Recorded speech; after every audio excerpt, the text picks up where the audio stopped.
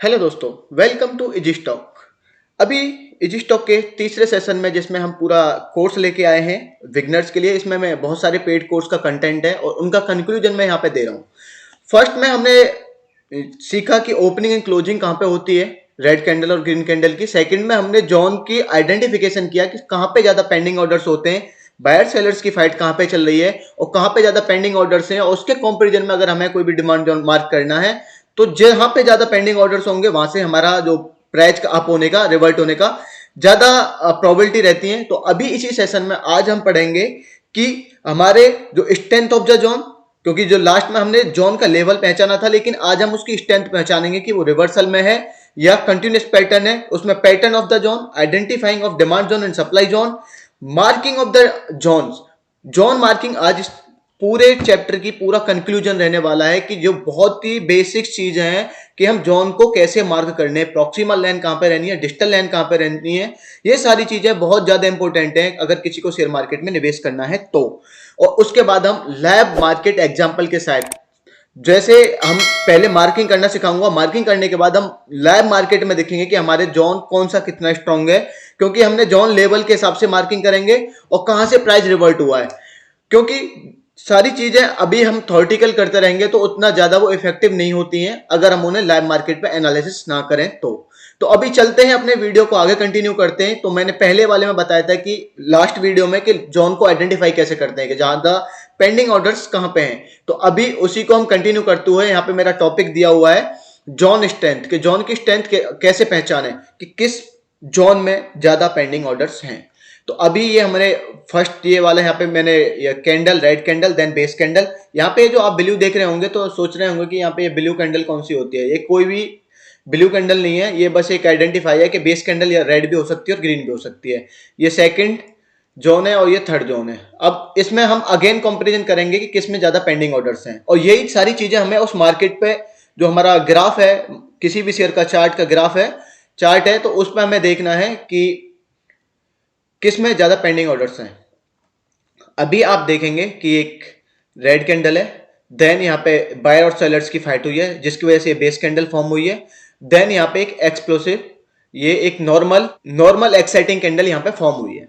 तो लास्ट वाले में मैंने 100 का एग्जांपल लिया था कि 100 पे प्राइस है, उसके बाद 114 पे ऐसे करके मूव कर गई। लेकिन आज यहाँ पे ये नंबर्स ना लेके बस आप ये देखना कि कंपैरिजन करना है बेसिकली हमें। ये अगर आपको नंबर के हिसाब से समझना है तो मैं लास्ट वीडियो में बता चुका हूं। ये रेड कैंडल, यहाँ पे ऑलरेडी सेलर्स एक्टिव है, सेलर्स जहां पे एक्टिव है यहाँ पे सप्लाई ऑर्डर्स ज्यादा रखे हैं जिसकी वजह से प्राइस रैपिडली डाउन आई। यहाँ पे क्या है, ये जो ब्लू कैंडल है यहाँ पे बायर्स अगेन एक्टिव हुए, ना कि एक्टिव हुए, दोनों बायर्स और सेलर्स में फाइट होने के बाद में, और बायर्स ने एक यहाँ पे ग्रीन कैंडल फॉर्म कर दी। तो यहाँ पे क्या है कि बायर्स ज्यादा क्वांटिटी में आए और यहाँ पे बाइंग ऑर्डर्स ज्यादा लगे, और जिसकी वजह से प्राइस ना कि रोकी, उन्होंने प्राइस को यहाँ से रिवर्ट कर दिया। अभी ये कौन सा पैटर्न है, पैटर्न के बारे में हम नेक्स्ट जो टॉपिक है हमारा यही पैटर्न है कि रिवर्सल पैटर्न और कंटिन्यूअस पैटर्न। अभी अगर हम इसे नाम दें तो ये क्या है, एक रिवर्सल पैटर्न है कि यहाँ पे बायर्स और सेलर्स प्राइस को डाउन लेके आ रहे हैं, यहाँ पे बायर्स और सेलर्स की फाइट चल रही है। उसके बाद हालांकि बायर्स उसे प्राइस को सस्टेन नहीं कर रहे हैं, प्राइस को रिवर्ट ही कर दे रहे हैं। तो यहाँ पे पेंडिंग ऑर्डर से अगर प्राइस यहाँ से डाउन से आएगा नॉर्मल सेलिंग प्रेशर से, तो यहाँ से प्राइस रिवर्ट होने की प्रोबेबिलिटी बहुत ज्यादा है। सेकंड में चलते हैं, यहाँ पे एक नॉर्मल एक्साइटिंग कैंडल थी। अब यहाँ पे क्या है, सेम वही मैंने कॉपी कर दिया है। रेड यहाँ पे सेलर्स एक्टिव हैं और ये बेस कैंडल यहाँ पे फाइट हुई है। अगेन बायर्स ज्यादा क्वांटिटी में आए हैं पहले की कंपेरिजन में, यहाँ से एक एक्सप्लोसिव मूव दिया है। यहाँ पे बायर सेलर्स की फाइट होने के बाद एक काफी एक्सप्लोसिव मूव दिया जिससे कि एक एक्सप्लोसिव ग्रीन कैंडल फॉर्म हो रही है। तो यहाँ पे ज्यादा as compare to the one, यहाँ पे ज्यादा पेंडिंग ऑर्डर से अगर प्राइस यहाँ पे आती है तो प्राइस यहाँ से आसानी से रिवर्ट हो जाएगी। थर्ड वाले में देखेंगे कि थर्ड वाले में क्या है कि ऑलरेडी सेलर्स एक्टिव है, सेलर्स एक्टिव होने के बाद यहाँ पे बायर्स और सेलर्स की फाइट चल रही है। फाइट चलने के बाद बायर्स ना प्राइस को रोक ही रहे हैं, बाकी प्राइस को एक अच्छे एक्सप्लोसिव मूव के साथ कंटिन्यूअसली ग्रीन एक्सप्लोसिव कैंडल्स बना रहे हैं, कैंडल 1 एंड कैंडल 2। आगे भी हो सकती है यहाँ पे, ये बस एक आपको समझाने के लिए कि पेंडिंग ऑर्डर्स कहां पे ज्यादा पेंडिंग है, जिसकी वजह से आप वहां पे एक लेवल जोन वहां पे ग्राफ में देख पाए। उसके बाद आप डिमांड जोन या सप्लाई जोन, अभी हम डिमांड जोन की यहाँ पे बात कर रहे हैं क्योंकि ग्रीन कैंडल्स फॉर्म हो रही हैं, तो डिमांड जोन अच्छे से मार्क कर सकें। मार्किंग नेक्स्ट टॉपिक है, उसमें मैं बताता हूं आपको प्रॉक्सिमल लाइन कहां पर रखनी है और डिजिटल लाइन कहां पर रखनी है, बेस कैंडल कितनी होनी चाहिए और जोन का स्ट्रेंथ कितना हम देख सकते हैं कि जहां से हमारा प्राइस रिवर्ट कर जाए।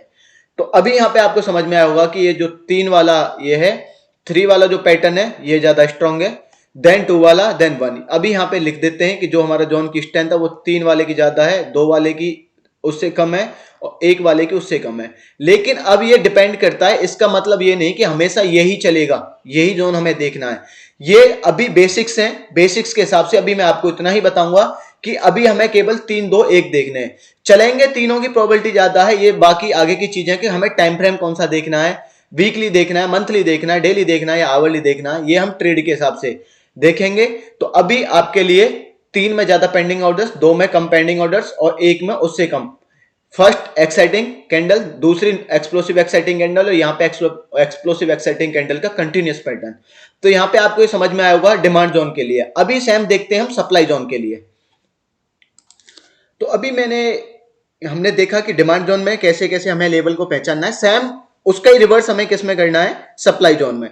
सप्लाई जोन का भी मैंने लास्ट आपको बताया था कि हमें जोन को कैसे पहचानना है, जोन में कहां पे ज्यादा पेंडिंग ऑर्डर्स हैं, क्योंकि हम नीचे से कोई भी ऑर्डर एग्जीक्यूट करते हैं तो हमारा एक टारगेट फिक्स होता है। क्योंकि टारगेट हम कैसे फिक्स करते हैं, अगर ऊपर हमें दिख रहा है कि ऊपर ज्यादा पेंडिंग ऑर्डर्स हैं सप्लाई जोन के, तो हमारा प्राइस वहां से रिवर्ट आ जाएगा। तो उसे छूने से पहले या उसको छूते ही हमें अपना जो हमारा टारगेट है उसे अचीव कर लेना है, ऑर्डर्स को एग्जीक्यूट करके निकल जाना है, क्योंकि प्राइस वहां से रिवर्ट आने वाली है। तो ये सारी चीजें हमें पहचानने के लिए अभी हम देखते हैं सप्लाई जोन को। अगर जो फ्यूचर एंड ऑप्शन में करते हैं तो उनके लिए क्या है कि कॉल और पुट दोनों में ही पैसा बनाने की प्रोबेबिलिटी होती है, तो वो यहाँ पे ये सारी चीजें देख सकते हैं। तो अभी यहाँ पे मैंने ये लेवल फर्स्ट मार्क किया हुआ है, ये अभी मैं ब्लैक कर देता हूं इसे, ये level first, second and third. तो प्लीज पूरा देखें, तभी आपकी कुछ समझ में आएगा। और एग्जीक्यूट करने से पहले सीखना बहुत जरूरी है, क्योंकि एक दिन में पैसा नहीं बनता। तो अभी हम देखते हैं कि ये सप्लाई जोन का हमारा जो जोन का स्ट्रेंथ, लास्ट वाले वीडियो में मैंने आपको लेवल बताया था कि कितने पेंडिंग ऑर्डर्स हैं, वहां पे मैंने आपको नंबर्स के साथ में कि यहाँ पे इतने बायर्स हैं, इतने सेलर्स हैं, इतने पेंडिंग ऑर्डर्स रहे। तो ये सारी चीजें लास्ट वाले वीडियो में बता चुका हूं। एक बार रिवीजन के तौर पर मैं यहाँ पे आपको दोबारा दिखा रहा हूं। वहां पे केवल बेस कैंडल देन उसका एक्साइटिंग कैंडल के हिसाब से बताया था। यहाँ पे एक में ये जो हमारी लेग इन है, base and leg out, leg in base leg out मैं क्यों कह रहा हूं ये भी मैं अभी आपको बताऊंगा। तो ये क्या है, यहाँ पे बायर्स ऑलरेडी एक्टिव हैं, उसके बाद यहाँ पे सेलर्स आते हैं, सेलर्स और बायर्स की फाइट चलती है और सेलर्स यहाँ पे ना कि प्राइस को रोकते हैं, बाकी प्राइस को डाउन भी ले आते हैं। तो यहाँ पे कौन जीता, यहाँ पे सेलर्स जीते। सेलर्स के जो ऑर्डर्स हैं वो ज्यादा आए हुए हैं, जिसकी वजह से प्राइस यहाँ पे डाउन आने लगा। सेकंड में क्या है कि प्राइस वही अप जा रहा है, बायर सेलर्स की फाइट हुई और यहाँ पे sellers as compare to the one, पहले वाले के कंपैरिजन में यहाँ पे ज्यादा आते हैं और प्राइस को हालांकि डाउन नहीं लाते, काफी डाउन ले आते हैं, एक एक्सप्लोसिव रेड कैंडल यहाँ पे फॉर्म करते हैं। थर्ड वाले में क्या है कि यहाँ पे बायर्स एक्टिव हैं, बायर्स प्राइस को ले जा रहे हैं। ये ध्यान रखना है कि जो पहली वाली हमारी जो कैंडल है, ये वाली भी हमारी एक्साइटिंग कैंडल होनी चाहिए अकॉर्डिंग टू द रूल। बाकी ट्रेड कहां करना है वो अभी डिफरेंट टॉपिक है, लेकिन अभी जो रूल चल रहे हैं उसी के हिसाब से चलना है, एक साथ हमें जंप नहीं करना है। तो रूलों को ध्यान में रखते हुए कि हमारी जो लेग इन कैंडल है, जो पहली वाली कैंडल है, इसे हम लेग इन बोलते हैं, देन ये बेस होती है, इसे लेग आउट बोलते हैं। ये अभी मैं बताऊंगा कैसे बोलते हैं, क्यों बोलते हैं। तो अभी क्या है कि यहाँ पे बायर्स एक्टिव है, उसके बाद यहाँ पे सेलर्स आते हैं, सेलर्स आने के बाद सेलर्स आते ही नहीं है, बाकी इतनी क्वांटिटी में आते हैं कि प्राइस को रैपिडली डाउन ले आते हैं। यहाँ पे continuously red explosive exciting candles form होती हैं। तो अभी हम यहाँ पे देखेंगे सप्लाई ऑर्डर्स में, सप्लाई जोन में सबसे ज्यादा स्ट्रॉन्ग जोन कौन सा है। तो आप ये समझ ही पाए होंगे, क्योंकि 3 में पेंडिंग ऑर्डर्स ज्यादा हैं, 2 में उससे एज कंपेयर टू कम है और 1 में दूसरे और तीसरे के अपेक्षा में कम है। तो 3 सबसे ज्यादा पेंडिंग ऑर्डर्स, 2 देन 1। तो अभी ये समझ में आ गया होगा कि हमारा सारा खेल किसका है, पेंडिंग ऑर्डर्स का। जहां पे जितने पेंडिंग ऑर्डर्स जो हमारा जोन है उतना ही स्ट्रॉन्ग। तो अभी एक चीज और मैं यहाँ पे आपको क्लियर कर देता हूं, ये मैं लास्ट वाली वीडियो में बता दिया था कि ये जो हमारा ये पहली वाली कैंडल होती है, अगर हम सप्लाई जोन देख रहे हैं तो ये जैसे अभी ये पैटर्न बना हुआ है, तो ग्रीन कैंडल है, ग्रीन कैंडल को हम क्या बोलते हैं, रैली। बेस कैंडल को क्या बोलते हैं, बेस, बीच वाले को बेस। और ये क्या होता है, रेड कैंडल, जो अब हम सप्लाई जोन में देख रहे हैं, तो ये ड्रॉप। तो ये कौन सा पैटर्न बन गया, रैली, बेस एंड ड्रॉप। तो ये रैली बेस ड्रॉप बन गया, ठीक है। तो ऐसे ही करके अभी हम एक और चीज यहाँ पे चीज का ध्यान देते हैं कि एक और हम उसको नामांकन देते हैं जो हमारी पहली वाली कैंडल होती है। पहली वाली कैंडल को हम बोलते हैं लैग इन कैंडल, लैग इन कैंडल, ठीक है। लैग इन, बेस, और ये लास्ट वाली कैंडल क्या होती है, lag out. Lag in, base and lag out. तो ये हमें यहां पे लिख देता हूं, लैग इन, बेस, लैग आउट। तो यहां पे मैं लैग इन, बेस, लैग आउट लिख दिया हूं। तो अभी क्या है कि हमारे सप्लाई जोन में जो हमारी लैग आउट कैंडल है, हमें बेसिकली ज्यादा ध्यान देना है किस पे, लैग आउट कैंडल पे। लैग आउट कैंडल हमारी एक्सप्लोसिव होनी चाहिए। एक्सप्लोसिव मतलब हाईली एक्सप्लोसिव होनी चाहिए, जिससे कि हमें वहां पे देखे पेंडिंग ऑर्डर से और वहां पे हम अपना ऑर्डर एग्जीक्यूट कर सकें। हालांकि हमारी लैग इन कैंडल भी एक्सप्लोसिव होनी चाहिए, क्योंकि तभी तो हमें पता चलेगा कि यहाँ पे दूसरे जो यहाँ पे अगर हम सप्लाई जोन में देखते हैं कि यहाँ पे हमारे बायर्स एक्टिव थे, उसके बाद यहाँ पे बायर सेलर्स की फाइट हुई और हमारी जो लेग आउट कैंडल है वो रेड एक्सप्लोसिव बनी, तो जिसकी वजह से हमारे यहाँ पे पेंडिंग ऑर्डर ज्यादा है। क्योंकि हमारे, अगर आप देखते होंगे किसी भी चीज का एक बहाव जा रहा है, उसे रोकने के साथ साथ उसका डाइवर्जन देना। अगर जैसे कोई पानी का बहाव जा रहा है, पानी के बहाव को पहले रोकना, उसके बाद रिवर्ट करना दूसरी डायरेक्शन में, बहुत ही टफ होता है। अगर कंटिन्यूसली पैटर्न बन रहा है तो वहां पे क्या है कि जिस बहाव में जा रहा है उसी बहाव में हम और ज्यादा ऑर्डर्स पुट कर देते हैं, तो वो उसी साइड में डायरेक्शन में चलने लगता है। लेकिन रिवर्सल पैटर्न, अभी मैं पैटर्न ऑफ द जोन में ये सारी चीजें बताऊंगा। तो केवल अभी आपको यहाँ पे देखना है कि जो हमारी लैग इन कैंडल है वो भी एक्सप्लोसिव होनी चाहिए और लैग आउट कैंडल उससे ज्यादा एक्सप्लोसिव होनी चाहिए, जिससे कि हमारे पेंडिंग ऑर्डर्स का हमें ज्यादा पता रहे।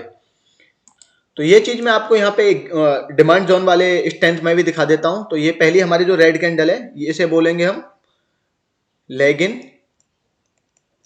ये बेस, और ये लैग आउट। लैग इन, बेस, लैग आउट। और अगर इसमें क्या है कि लैग आउट कैंडल हमेशा एक्सप्लोसिव होनी चाहिए। डिमांड जोन वाले में क्या होगा कि लैग आउट कैंडल हमेशा ग्रीन रहेगी, और सप्लाई जोन वाले में क्या होगा, लैग आउट कैंडल हमेशा रेड रहेगी। ये सारी चीजें आप अपनी नोटबुक में लिख लेना, जिससे कि आपको याद रहे और बीच बीच में रूल्स रिवाइज करते रहना है। तो अभी यहाँ पे अगर हम इसको दें तो ये drop, base, rally, DBD pattern बन रहा है। बाकी अभी हम चलते हैं पैटर्न ऑफ द जोन की तरफ। ये सारी चीजें आपको समझ में आ गई कि हमारा जो पैटर्न है, पैटर्न में क्या है कि हमारी लैग इन, लैग आउट दोनों एक्सप्लोसिव होनी चाहिए। अगर डिमांड जोन है, डिमांड जोन में क्या है कि ग्रीन कैंडल हमारी एक्सप्लोसिव होनी चाहिए, और सप्लाई जोन में क्या है कि हमारी रेड कैंडल एक्सप्लोसिव होनी चाहिए। तो अभी चलते हैं पैटर्न ऑफ द जोन की तरफ। तो अभी हम देखते हैं जोन पैटर्न्स। जोन पैटर्न्स में मैंने यहाँ पे दो टाइप के पैटर्न बनाए हुए हैं। एक डिमांड जोन टाइप के आपको यहाँ पे दिख रहे होंगे, और एक है यहाँ पे सप्लाई जोन के पैटर्न्स। तो पहले हम देखते हैं कि डिमांड जोन वाले पैटर्न में, डिमांड जोन वाले पैटर्न में ये जो आपको दिख रहा होगा, ये पैटर्न 1, ये पैटर्न 2। तो पैटर्न 1 में क्या है कि यहाँ पे पहले ऊपर से प्राइस डाउन आ रहा है इधर साइड से। यहाँ पे जो सप्लायर्स हैं, यहाँ पे जो सेलर्स हैं वो एक्टिव हैं। एक्टिव होने की वजह से प्राइस डाउन लेके आ रहे हैं, और यहाँ पे बायर्स आए। यहाँ पे बायर्स आने के बाद में फाइट हुई बायर्स और सेलर्स की। फाइट में बल्कि प्राइस को रोका नहीं बायर्स ने, बायर्स इसे ऊपर भी लेके गए। तो यहाँ पे क्या है कि फाइट हुई है, फाइट होने के बाद में प्राइस को ऊपर की साइड में लेके जाना। जब दो लोगों में फाइट हो, एक विन होता है, तो उसमें क्या है कि ज्यादा स्ट्रेंथ हमें पता चलती है। तो ऐसे ही क्या है कि यहाँ पे प्राइस डाउन आ रहा है, प्राइस डाउन आते आते यहाँ पे इसने बायर्स ने इस प्राइस को यहाँ पे बायर्स और सेलर्स की फाइट होने के बाद यहाँ पे रोका है। रोकने के बाद इसे यहाँ पे प्राइस को अप लेके गए। तो इसे हम कौन सा बोलते हैं, प्राइस ऐसे ऊपर से डाउन आना, देन यहाँ पे फाइट चलना, देन अप जाना, इसे बोलते हैं रिवर्सल पैटर्न। कौन सा पैटर्न, रिवर्सल पैटर्न। अब यहाँ पे सेकंड पैटर्न में हम देख रहे हैं कि price continuously price continuously up जा रहा है, जिसमें बायर्स हमारे ऑलरेडी एक्टिव हैं। एक्टिव होने के बाद यहाँ पे थोड़ी देर के लिए फाइट हुआ, जस्ट फॉर मतलब कुछ पल के लिए यहाँ पे फाइट हुआ। उसके बाद यहाँ से प्राइस अगेन कंटिन्यू बूम जा रहा है, मतलब पहले से अप है, देन यहाँ थोड़ा फाइट हुआ है, उसके बाद अगेन अप है। तो ये कौन सा पैटर्न है, ये होगा कंटिन्यूस पैटर्न, कि यहाँ पे हमारे ऑलरेडी जो बायर्स हैं वो एक्टिव हैं, उसके बाद और बायर्स इसमें ऐड हो गए। ऐड ऑन होने के बाद प्राइस अगेन अप जा रहा है। तो उसे क्या है कि जो बायर्स जो ऐड ऑन हुए हैं उनको इतना एफर्ट करना नहीं पड़ा, क्योंकि पीछे से ऑलरेडी पेंडिंग ऑर्डर्स आ रहे हैं, पीछे से ऑलरेडी हमारा जो बाइंग ऑर्डर्स में प्रेशर आ रहा है। उसी के साथ में आप जैसे हवा का साइड है, हवा के साइड में अगर आप डायरेक्शन में चलोगे तो आसानी से आप निकल पाओगे, फ्रिक्शन कम लगेगा। अगर हवा के अगेंस्ट में आप चलोगे तो आपको ज्यादा एफर्ट लगाने पड़ेंगे। आपकी स्ट्रेंथ का असली का वहीं पता चलेगा जो कि रिवर्सल पैटर्न में पता चल रहा है। बाकी अगर आप सेम डायरेक्शन में चलोगे तो वो क्या है कि जोन में स्ट्रांगनेस है लेकिन as compare to reversal pattern के बराबर नहीं है। इसका मतलब ये नहीं है कि हम यहाँ पे ट्रेड नहीं करेंगे, इस वाले जोन में हम यहाँ पे ट्रेड नहीं करेंगे। ये वाला जो यहाँ पे बेस कैंडल है, ऐसा कुछ नहीं है। ट्रेड कहाँ करना है ये सारी चीजें हम आगे देखेंगे, आगे आने वाले चैप्टर में 6-7 चैप्टर तक आपको पूरा व्यू क्लियर हो जाएगा कि हमें क्या करना है, एक्चुअल में कहाँ पे ज्यादा पेंडिंग ऑर्डर्स है, कहाँ पे हमें एग्जीक्यूट करना है। ये सारी चीजें हमें पूरी तरह से क्लियर पता चल जाएंगी। कौन कौन से हमें किस चीज का सपोर्ट लेना है, कौन सा टाइम फ्रेम पे हमें ट्रेड करनी है, तो उसके लिए बने रहे कंटिन्यूसली। तो ये आपको समझ में आ गया होगा, इसे बोलते हैं कंटिन्यूस पैटर्न।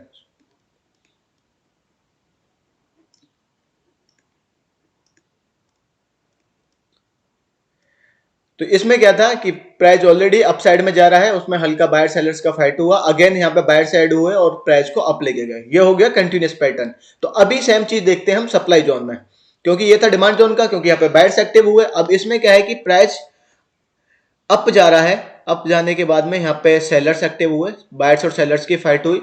बाकी बायर्स और सेलर्स की फाइट ही नहीं हुई, उसके बाद क्या है कि सेलर्स विन विन सिचुएशन में आगे प्राइस को डाउन लेके आ गए। अब क्या है कि गेंद इनके फायदे में है, क्योंकि जैसे बास्केटबॉल खेलते हैं तो एक टीम दूसरी टीम से बॉल छीन के ले जाती है, वही वाला सिस्टम है। अभी वहां पे मैं हवा वाला एग्जांपल दे रहा था कि आप हवा के अगेंस्ट में साइकिल चला रहे हो या हवा की साइड में। तो अगर हवा के अगेंस्ट में साइकिल चला रहे हो तो वो क्या है, रिवर्सल पैटर्न, क्योंकि वहां पे आपकी स्ट्रेंथ ज्यादा लग रही है और वहां पे आपकी स्ट्रेंथ का पता चल रहा है एक्चुअल में। और जब आप हवा की डायरेक्शन में चला रहे हो तो आप हल्के से प्रेशर के साथ भी आसानी से मूव कर सकते हो। तो यहाँ पे ये क्या है कि बायर्स यहाँ पे एक्टिव है, बायर्स एक्टिव होने के बाद यहाँ पे बायर सेलर्स की फाइट हुई, उसके बाद सेलर्स प्राइस को डाउन लेके आए। तो ये कौन सा हो गया, रिवर्सल पैटर्न।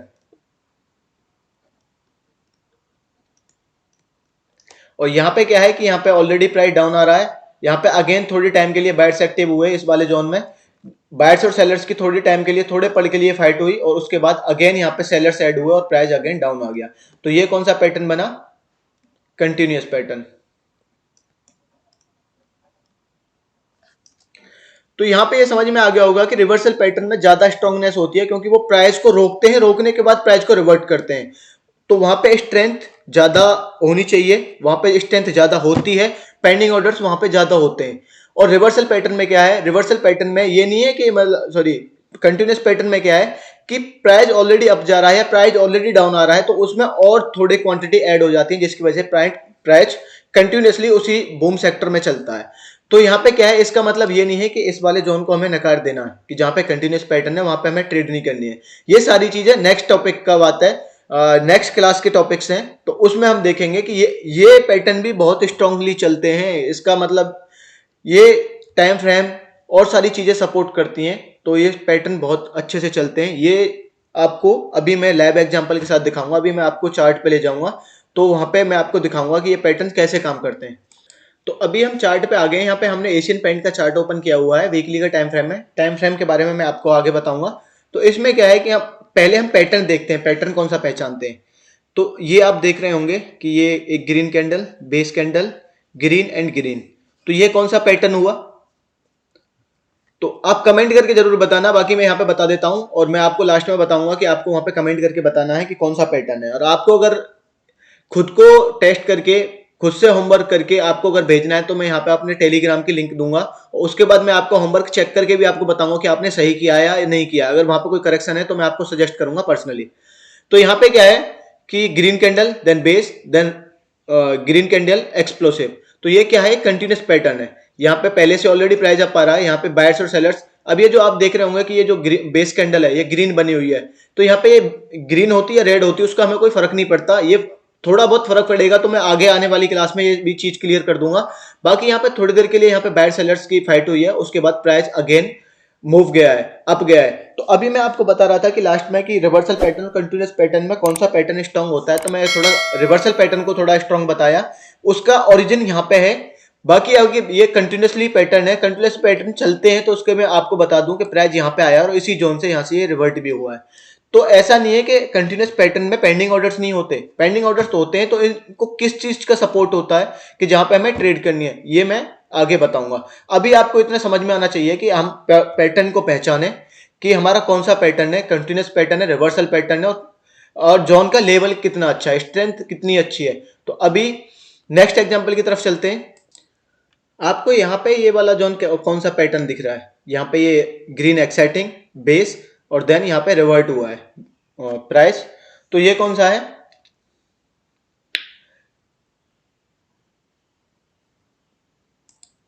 ये पैटर्न क्या है? रिवर्सल पैटर्न है सप्लाई जोन के लिए। और यहाँ पे क्या है कि ये जो रेड जो ग्रीन कैंडल है, ये leg in candle, base and leg out.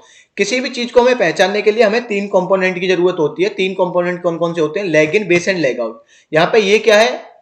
Leg in है, बेस एंड लेग आउट। तो ये क्या है कि सप्लाई जोन का रिवर्सल पैटर्न बना हुआ है। अगर कंटिन्यूसली पैटर्न देखना है तो ये प्राइस यहां से डाउन आ रहा है, उसके बाद ये बेस कैंडल फॉर्म हुई है, उसके बाद ये अगेन यहाँ पे रेड कैंडल है। तो ये कौन सा पैटर्न हो गया? ये पैटर्न हो गया कंटिन्यूस पैटर्न, किसका? सप्लाई जोन का। तो ये पैटर्न आपको समझ में आ गए होंगे। तो leg in, base and leg out का हमारा इंपॉर्टेंट रोल होता है। अभी चलते हैं हमें डिमांड जोन की मार्किंग की तरफ, कि डिमांड जोन की हमें मार्किंग कैसे करनी है। तो उसमें क्या है कि हमें तीनों कंपोनेंट को जरूरी होता है कि हमारा जो लेग इन है और जो लेग आउट है वो दोनों ही एक्सप्लोसिव हो। इसकी इंपॉर्टेंस मैं आपको मार्किंग में बताता हूं कि मार्किंग कैसे करते हैं। चलते हैं मार्किंग की तरफ।